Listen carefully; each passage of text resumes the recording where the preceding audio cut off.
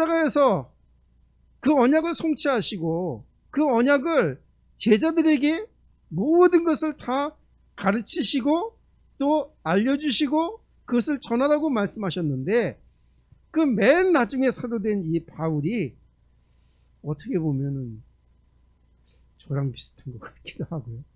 왜냐하면 이 바울이라는 사람도 신앙생활 열심히 하던 사람이었었잖아요. 그죠? 막 율법에 찌들어갖고 막 열심히 하던 사람이었었는데, 예수님을 만나면서 신앙생활 그렇게 하는 게 아니라는 걸 깨달은 사람이에요. 이 바울이 율법의 열심으로서 하나님 앞에 내가 이렇게 흠이 없는 사람이라서 율법의 모든 것을 다 행함으로써 하나님 앞에 내가 이렇게 의롭다 하는 그런 자부심을 가지고 있는 사람이었었는데, 예수님을 만나고 복음을 알고 보니까는 자기가 행한 그 율법의 열심으로는 절대 구원에 이를 수 없다는 것을 알게 되었어요. 그것을 하나님이 기뻐하는 것이 아니라, 행위의 열심을 기뻐하는 것이 아니라 마음의 믿음으로 하나님의 의롭다함을 받는 것이 훨씬 중요하다는 것을 깨닫게 되었었어요. 그래서 이제는 바울이 말합니다. 뭐라고 말하냐면, 내가 여태까지 내가 붙들고 있었던 것, 내가 알고 있던 것, 내가 자랑하던 것, 이런 모든 것들은 다 배설물이고 그런 것으로는 구원을 얻을 수가 없고 그것으로는 하나님을 기쁘시게 할 수가 없으니, 이제 나는 그리스도 예수를 아는 것과 그리고 그리스도 예수만 붙들기를 내가 원하노라, 이렇게 고백을 했습니다. 내가 다른 것 필요 없다. 골로새 2장 2절 3절에 보니까는 그리스도 예수 안에는 지식과 지혜의 모든 보화가 감추어져 있느니라. 나는 복음 외에 이 그리스도 예수의 다른 것을 알지 아니하기로 작정하였다, 이렇게 고백을 하고 있습니다. 복음이 그렇게 중요하기 때문에. 그래서 바울이 내가 십자가에 못 박히신 것 외에는, 예수 그리스도와 십자가에 못 박히신 것 외에는 다른 것을 알지 아니하기로 작정하였다, 왜 이렇게 단적으로 강조를 할까요? 난 한이 사무쳐 있겠죠. 그죠? 그전에는 그리스도 바깥에서 신앙을 했었는데, 이제는 그리스도 예수 안에서 신앙생활을 하니까 바울이 그냥 그 말할 수 없는 해방감, 말할 수 없는 기쁨, 뭐 육신적으로 말하면 그리스도 밖에 있을 때가 더 멋있어 보였겠죠. 그죠? 가말리엘의 문화생으로서 사람들한테 랍비라 하는 가르치는 자도 세워져 있었고요. 그리고 로마 시민권을 가지고 있고요. 뭐 먹고 사는 거 전혀 문제가 없었고요. 그 유대교 사회에서는 엘리트 계층에 속했으니까 얼마나 우아하겠어요. 뭐 자부심도 있었겠죠. 그죠? 나는 이렇게 하나님의 말씀을 맨날 묵상을 하고, 나는 하나님의 말씀을 이렇게 잘 알고 있고, 나는 율법으로 흠이 없는 자다, 나는 누구를 해를 끼친 적도 없고 나쁜 일을 한 적도 없고, 그런 자부심으로 살고 있었던 사람인데, 그러나 마음속에 뭔가 찜찜한 게 계속 있었겠죠. 그죠? 그런데 복음을 알고 나니까 완전히 해방이 되어서 그냥 말할 수 없는 기쁨과 행복이 온 거예요. 육신으로는 좀 더 힘들어졌어요. 배고프고 핍박을 받고 또 감옥에 갇히기도 하고, 사람들은 또 뭐 예수를 믿는 사람들에게도 또 한 가지 또 시비거리가 있었는데, 아니 뭐 자기가 이제 그리스도 예수 안에서 사도된 나 바울 하면서 자기가 사도임을 그러니까 이제 확실하고 있는데, 사람들은 자꾸만 이 바울이 네가 무슨 사도냐, 예수님께 직접 가르침을 받은 적이 있냐, 예수님 십자가에 못 박힐 때 그 자리에 있었냐, 예수님 부활하는 예수님이 제자들 앞에 나타나셨을 때 그렇게 예수님께서 사도를 세웠는데 당신은 그 자리에 없었지 않냐, 그러면서 이제 사도권을 막 부인하고 인정하지 않고 막 이러는 이런 이제 일이 있었어요. 그러니까 이 바울은 그럼에도 불구하고 믿음으로 그 복음을 중요하게 여기고 복음을 말하는 사람이 되어진 것입니다. 그래서 복음은 그 단순성 안에 모든 것이 포함되어져 있습니다. 자랑하는 자는 주 안에서 자랑하라. 바울은 다른 것 자랑하지 않았습니다. 바울이 이렇게 말하고 있어요. 내가 말에는 조라나 내가 글에는 능한 자다, 이렇게 말하고 있어요.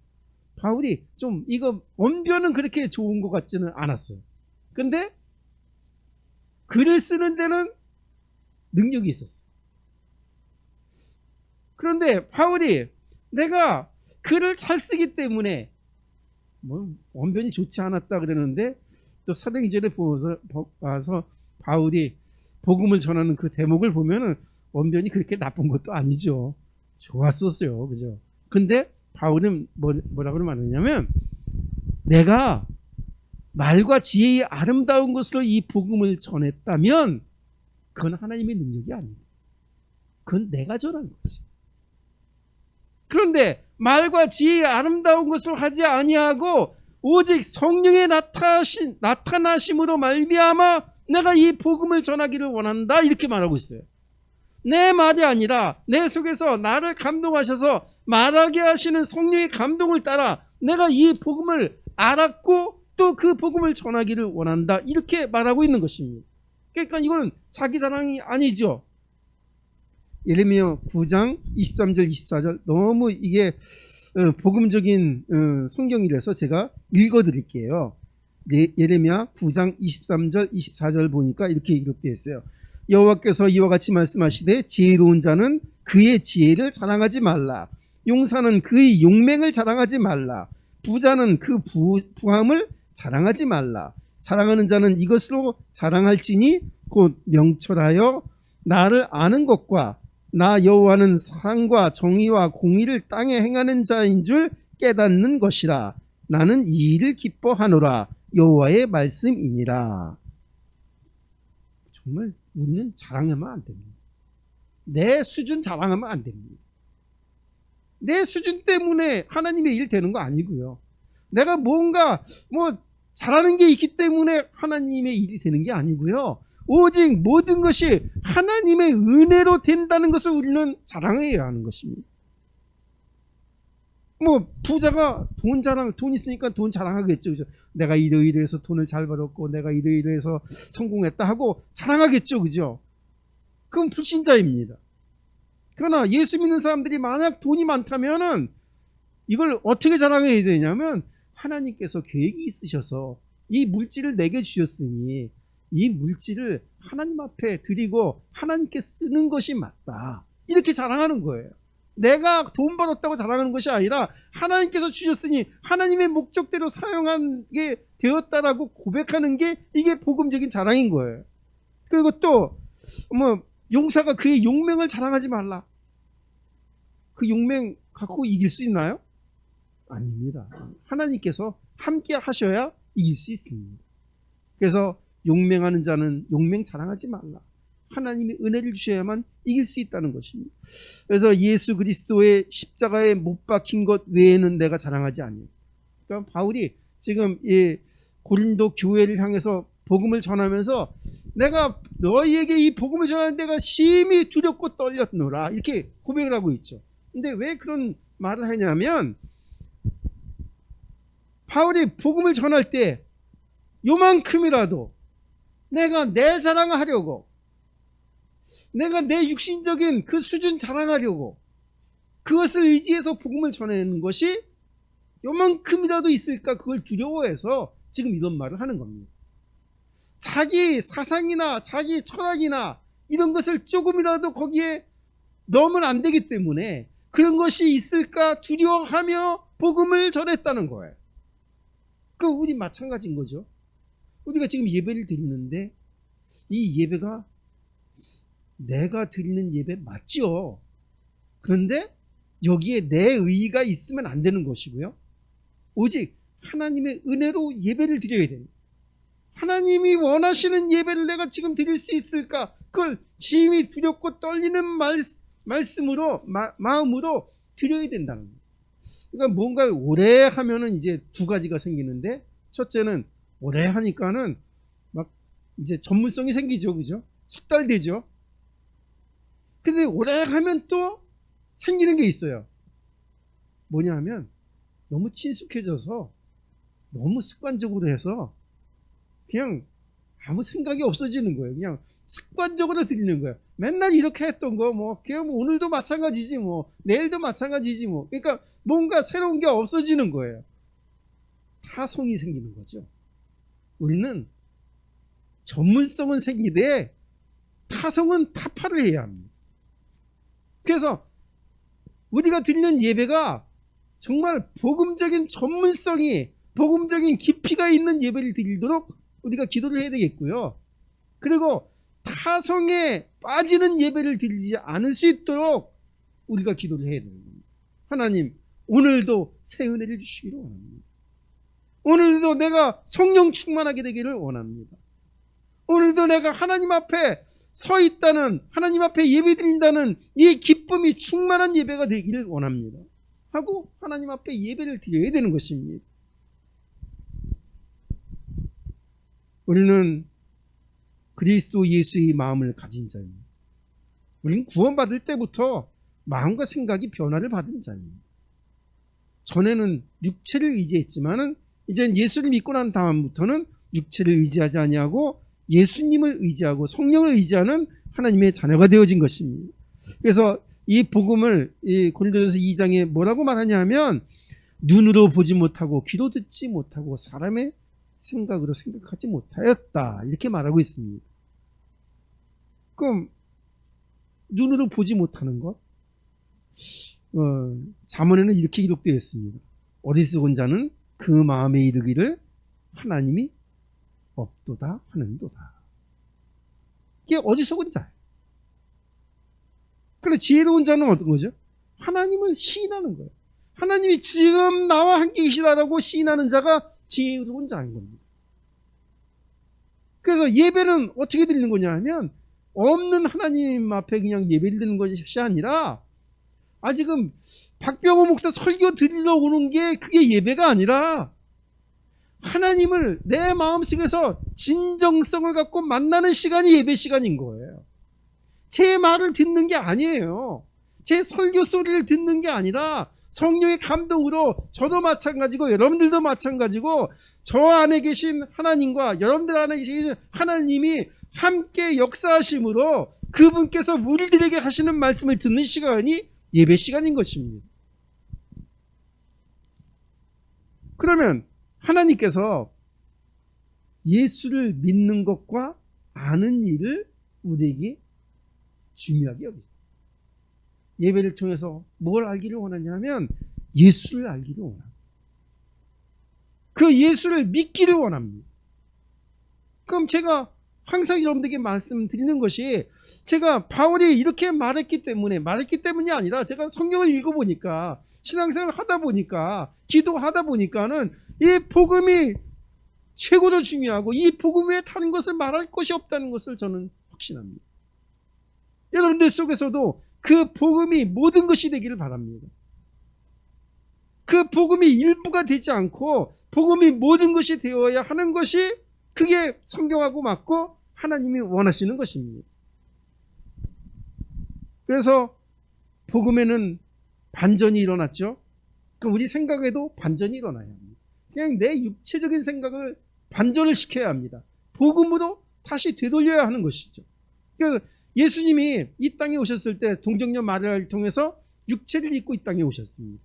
반전이죠. 어떻게 하나님께서, 그 거룩하신 하나님께서 어떻게 비천한 육체의 몸을 입고 이 땅에 오신다는 것 자체가 반전입니다. 그러니까 사람들이 못 믿었죠. 하나님의 말씀이 육신이 되어서 이 땅에 오셨다 하니까는 사람들이 하나도 믿지 않았어요. 저 목수의 아들이 아니냐. 뭐 유대인의 왕족도 아니고, 근데 왕족은 맞죠. 근데 위로 거슬러 올라가면. 근데 사람들은 안 믿었어요. 예수님이 하나님이심을 믿지 않았어요.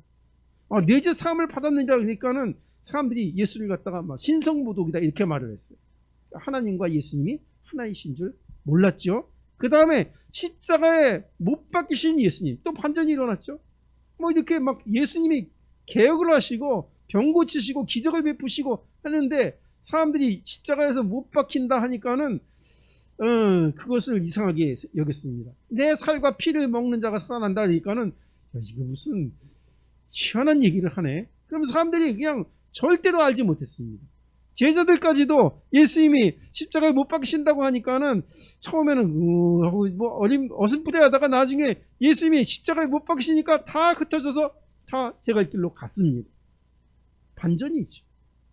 그래서 예수님이 또 부활하신다 하니까는 사람들이 또 그것도 안 믿었습니다. 우리는 복음을 우리 마음속에 깊이 간직하고 있어야 되고요. 굳게 붙들고 있어야 합니다.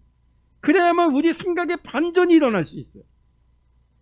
왜냐하면 우리가 흔히 생각하는 그 생각은 사실이 아닐 수가 있고요. 그게 복음이 아닐 수가 있습니다. 내가 복음을 비추어서 내 생각에 반전이 일어나도록, 복음적인 반전이 일어나서 그 생각이 세상을 변화시키고 내가 사는 삶의 주변을 변화시킬 수 있는 그런 능력이 있는 생각이 되기를 바랍니다. 그래서 바울도 완전히 반전을 경험한 사람이죠. 예수를 핍박하려다가 예수를 믿는 자로 반전했습니다. 율법을 의지하고 있다가 복음 때문에 그 복음을 전하는 하나님의 일꾼으로 반전되었습니다. 바울의 생각이 완전히 180도 바뀐 거예요. 우리도 복음으로 생각을 바꿔야 합니다. 모든 것을 복음으로 비춰봐야 합니다. 내가 하는 일과 내가 사는 삶과 그리고 예배하는 것과 기도하는 것과 말씀 묵상하는 것, 모든 것들이 복음으로 반전되어야 합니다. 율법적인 생각을 갖고 복음, 말씀을 읽으면 그 말씀이 율법으로 들려옵니다. 그러나 물론 말씀에는 율법도 있지만 율법도 복음 때문에 율법이 생겨난 것이기 때문에 복음에 초점을 맞춰서 성경도 읽어야 하는 것입니다. 그래서 우리는 그리스도 예수의 마음을 가진 하나님의 형상이신 예수 그리스도를 본받은 하나님의 자녀입니다. 당연히 우리가 예수 믿을 때 성령의 감동으로 예수를 주로 믿었기 때문에 우리가 기도하는 것도 성령의 감동으로 기도하는 것이고요. 우리가 우리의 삶 자체가 성령의 감동을 받는 하나님의 자녀가 된 것입니다. 성령의 감동이 없으면 하나님의 뜻대로 살 수가 없습니다. 그래서 성령은 하나님의 모든 것, 곧 하나님의 깊은 것까지라도 통달케 하시는 하나님의 영입니다. 성령의 중요한 역사가 내 마음과 생각을 지키는 것이고요. 또 예수를 믿게 만드는 것이고요. 그리고 성령이 충만하면 복음을 전하게 되는 것입니다. 성령께서 우리에게 가르치신 이 십자가의 도, 복음을 우리가 깊이 알고 또 성령의 일을 따라 우리도 함께 하나님과 함께 일하는 그런 일꾼된 복을 누리는 하나님의 일꾼이 되기를 주님의 이름으로 부탁을 드립니다. 기도하겠습니다. 하나님 감사합니다. 우리는 주의 일꾼입니다. 주의 자녀입니다. 우리가 육체를 의지하지 아니하고 성령을 의지하여 주님을 믿고 주님을 따르는 주님의 자녀가 되게 하시니 감사를 드립니다. 하나님, 우리에게 은혜를 주옵소서. 복음이 우리 마음속에 뿌리 내리게 하시고 복음 때문에 우리 마음과 생각 속에 반전이 일어나게 하시고 복음적인 생각으로 사람들을 대하며 또 복음을 전할 수 있도록 주님 인도하여 주옵소서. 우리 성은교회가 복음이 뿌리 내리고 말씀과 기도로 무장된 교회가 되어서 300명 제자를 일으켜 세울 수 있는 교회가 되도록 인도하여 주옵소서. 우리 구주 예수님의 이름으로 기도 올리옵나이다. 아멘.